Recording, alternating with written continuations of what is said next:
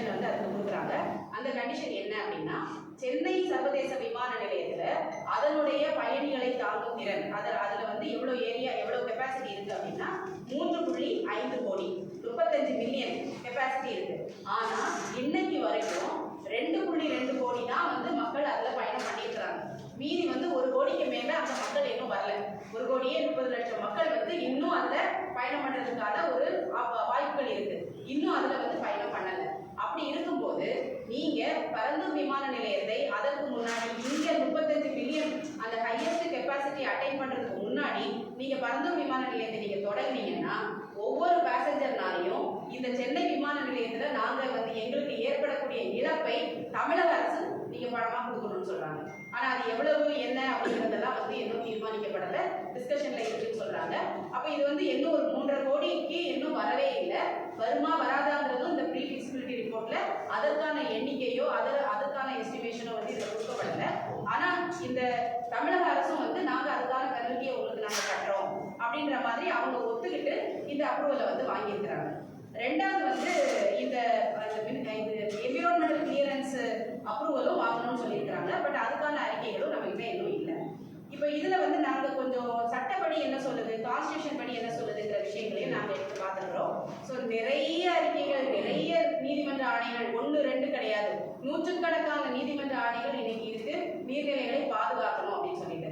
அதே மாதிரி கான்ஸ்டிடியூஷன்லயும் என்ன சொல்லியிருக்கிறாங்க அப்படின்னா, இந்த நீர்நிலைகள் எல்லாம் வந்து தமிழக அரசு உருவாக்குன சொத்துக்கள் கிடையாது. இது வந்து அவங்க என்ன சொல்றாங்க, இது வந்து மக்களுக்காக மக்களால் உருவாக்கப்பட்ட சொத்துக்கள். இந்த நிலவியல் அமைப்புல இந்த சொத்துக்களை, இந்த நீர்நிலைகளை தமிழக அரசு ஆர் எனி மாநில அரசுகள் பாதுகாக்கிற கடமை தான் இருக்குது. பாதுகாத்து அடுத்த தலைமுறைக்கு கடத்துற கடமை தான் இது செய்ய முடியும். இவங்க ஓனர் கிடையாது, நான் மாத்தி அமைப்பேன், மூடுவேன், திருப்புவேன் அப்படின்னு சொல்றதுக்கு இவங்களுக்கு அதிகாரம் கிடையாது அப்படின்னு கான்ஸ்டிடியூஷன் தெளிவா சொல்லுது. இவங்க வந்து வெறும் கஸ்டோடியன் தான், இவங்க ஓனர் கிடையாது அப்படிங்கிறது. இது முதல்ல நாம புரிஞ்சுக்க வேண்டியது. ரெண்டாவது வந்து L Krishnan versus Tamil Nadu government ஒரு கேஸ்ல வந்து அவங்க தெளிவா சொல்லியிருக்கிறாங்க, இந்த மாதிரி நீங்க வந்து நிறைய வளர்ச்சி திட்டங்கள்னு சொல்லிட்டு நிலங்களை கையகப்படுத்துறாங்க. அதுக்குள்ள ஏதாவது வாட்டர் பாடி வந்ததுன்னா அதை க்ளோஸ் பண்ணிடுறாங்க. வாட்டர் பாடி மட்டும் இல்ல, நிலவியல் ஓடைகளா இருக்கட்டும், இல்ல டிரைனேஜ் அதை தண்ணி கடத்தி கொண்டு போகக்கூடிய கால்வாய்களா இருக்கட்டும், இது எல்லாத்தையும் மூடக்கூடிய ஒரு சூழல் இருக்கு. ஸோ இதை வந்து மூடக்கூடாது அப்படின்னு சொல்லிட்டு அந்த நீதிமன்ற ஆணை ரொம்ப தெளிவா சொல்லுது. இது தவிர வந்து நமக்கு கான்ஸ்டிடியூஷன்ல article 21, article 48A, article 51AG இது எல்லாமே வந்து நீர்நிலைகளை பாதுகாக்கிறத பத்தி ரொம்ப தெளிவா சொல்லியிருக்கிறாங்க. இது தமிழக அரசுக்கு மட்டும் அந்த பொறுப்பு இல்லை, ஒவ்வொரு குடிமகனுக்கும் அந்த பொறுப்பு இருக்கு அப்படிங்கிறத அதில் வலியுறுத்துறாங்க. இது மட்டும் இல்லாம இந்த ஸ்டேட்ல நமக்கு தமிழ்நாட்டிலேயே வந்து 3 லா வந்து ரொம்ப தெளிவா இந்த நீர்நிலைகளை பாதுகாக்கிறதா சொல்லுது. Tamil Nadu land encroachment act 1905, Tamil Nadu protection of tanks and eviction of encroachment act 2007, the Tamil Nadu land consolidation act 2023 இது எல்லாமே வந்து இந்த மாதிரி நீர்நிலைகளை பாதுகாக்கணும், க்ளோஸ் பண்ணக்கூடாதுங்கிறத தெளிவா சொல்றாங்க. ஆனா இன்னைக்கு இப்ப இருக்கிற நிலவியல் அமைப்புப்படி 33 நீர்நிலைகளை அங்க மூடுறதுக்கான வாய்ப்புகள் இருக்கு. 33 வாட்டர் பாடிஸ் இன்னைக்கு வந்து அதை க்ளோஸ் பண்ண போறாங்க. இதுல இன்னொரு ரொம்ப முக்கியமான ஒரு இதை வந்து நாம பார்க்கணும். CAG அறிக்கை, அதாவது 2015ஆம் ஆண்டு ஏற்பட்ட வெள்ளப்பெருக்கினுடைய ரெஸ்பான்ஸா CAG வந்து ஒரு ஆய்வு ஒன்று பண்றாங்க. அந்த CAG அறிக்கையினுடைய 4வது அறிக்கை 2017 வெளியாகுது.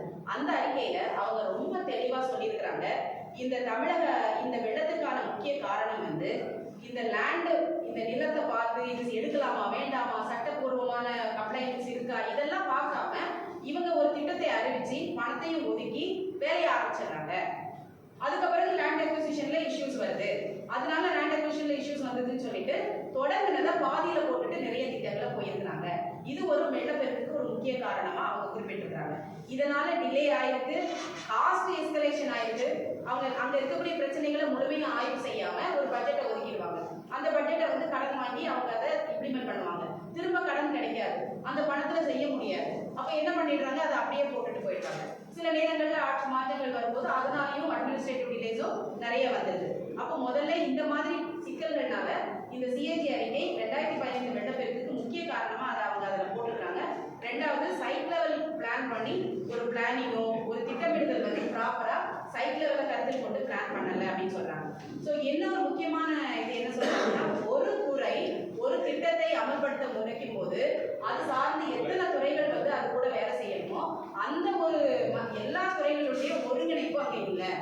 இப்போ வந்து WRD ஒரு வேலை செய்யுதுன்னா அதுல வந்து அங்க இன்னொரு துறைக்கு அங்க ரோல் இருக்குன்னா அவங்க இவங்ககிட்ட கேட்கறதும் இல்லை, அப்ரூவல் வாங்குறதும் இல்லை, அது எங்ககிட்ட கேட்காமலே மூடிட்டாங்கன்னு சொல்லுவாங்க. அந்த மாதிரி ஒரு இன்டர் டிபார்ட்மெண்டல் கோஆர்டினேஷன் வந்து தமிழகத்துல இல்லாம இருக்குது. இது வந்து ஒரு மிகப்பெரிய பிரச்சனைக்கு காரணமா இருக்கு அப்படின்னு சொல்லியிருக்கிறாங்க. இப்போ இந்த அதே மாதிரி ஒரு ஒருங்கிணைந்த முறையில இந்த வடிநில பகுதி அந்த நிலவியல் அமைப்பு மேடு பள்ளங்களை அடிப்படையாக வச்சு அவங்க வந்து எந்த திட்டங்களையும் செயல்படுத்தல. ஒரு எடுத்துக்காட்டு சொல்லணும்னா இப்போ வந்து கிருஷ்ணகிரி ஏரியா வருவாய் சார்ந்த நிர்வாகத்துக்காக அவங்க ஒரு ஏரியாவை மார்க் பண்ணியிருப்பாங்க. சில நேரங்கள்ல அது 2 வடிநில பகுதியில் இருக்கும், இடையில ஒரு மேடு இருக்கும். அப்ப அந்த மேடு பள்ளங்களை அடிப்படையாக வைத்து அந்த பிளானிங்கோ டிசைனிங்கோ பண்ணல. இவங்க வந்து ஒரு வார்டுனா வார்டை வச்சுட்டு அதுக்கு ஒரு பட்ஜெட்டை ஒதுக்கிடுறாங்க, அங்க அதுக்கு இம்ப்ளிமெண்ட் பண்றாங்க. ஸோ இந்த மாதிரி ஒரு நிலவியல் அமைப்பை கருத்தில் கொண்டு எந்த திட்டங்களும் செயல்படுத்தப்படலை அப்படிங்கிறது